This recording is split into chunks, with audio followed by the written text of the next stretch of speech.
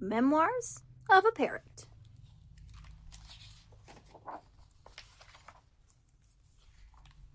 Day 1. Wilbur's pet shop is closed today. Good.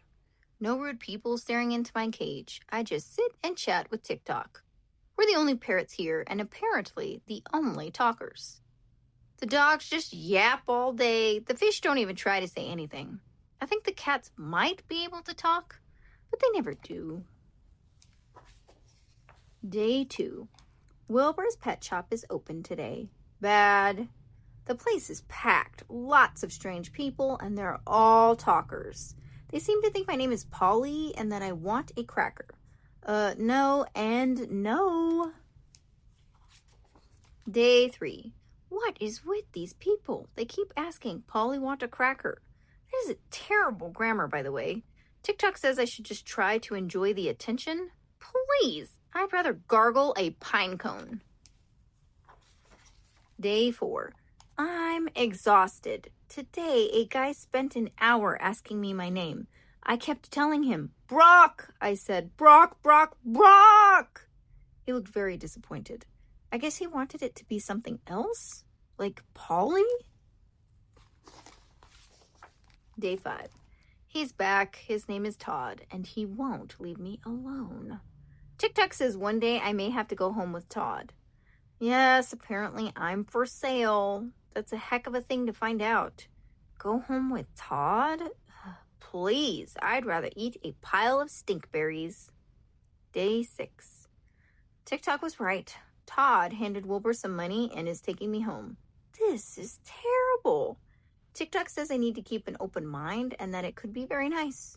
Maybe Todd lives in a beautiful rainforest with lots of bananas and butterflies. So, that could be cool. Day 7. Nope. Todd lives in a tiny house near a freeway. No bananas. No butterflies. And guess what he does first? He gives me a cracker. Seriously? Even worse, Todd is learning to play the ukulele. He sounds terrible. Do I have to stay here? Please, I'd rather kiss a rattlesnake. Day 8. Todd gave me another cracker today, and just as I was about to throw it back at him, I realized there's a toaster right next to my cage. When Todd wasn't looking, I dropped the cracker into the toaster and then snatched it out of midair when it popped back up. These things are actually pretty good when they're warm. Day 9. Todd came in today with another cracker. He said, say thank you. So I did. Croop, I said. No, he said very slowly. Thank you. So that's it. He wants me to speak his language. Fat chance. Croop, I said. He sighed and sat down to play his ukulele. Day 10. Here we go again. Todd has his language and I have mine. Only it's worse now because he's decided my name is Echo. Echo, he says. Brock, I say. Echo, Brock, Echo, Brock. This goes on for hours. Dude, give it up. Day 11. Today, Todd took me back to the pet shop. While he complained about me to Wilbur, I complained about him to TikTok. It's awful, I said. He won't even learn my name. But you've got a nice cage, asked TikTok. Yes, very nice, I said. And he keeps you warm and dry? Yep, I said warm and dry. And he feeds you? Yes, I said. Toasted crackers, some figs. Pretty good. TikTok said, he sounds nice. Maybe he's just not that bright. He can still be your friend. Please, I'd rather wear a sweater made of ants. Day 12. So get this. After 2 hours of Todd's English lessons, he said, Echo, maybe you're just not that bright. What? Not that bright? I speak 17 languages. I can name all the moons of Jupiter. I can count to a zillion backward, twice. Todd said, it's okay, Echo. You can still be my friend. Keep your fingers away from my beak, pal. That's all I can say. Day 13. Todd gave up pretty quickly today. It's pretty frustrating. He's learning his ukulele, but he doesn't really want to learn his parrot. His loss, I'm not saying anything. My beak is sealed. Day 14. I'm sitting here eating a fig and listening to Todd play. He's actually getting pretty good. I know, music and figs, how can I complain? But Todd either needs to learn to talk like me, or he can take me right back to Wilbur. I could explain this to him, but please, I'd rather set my feathers on fire. Day 15.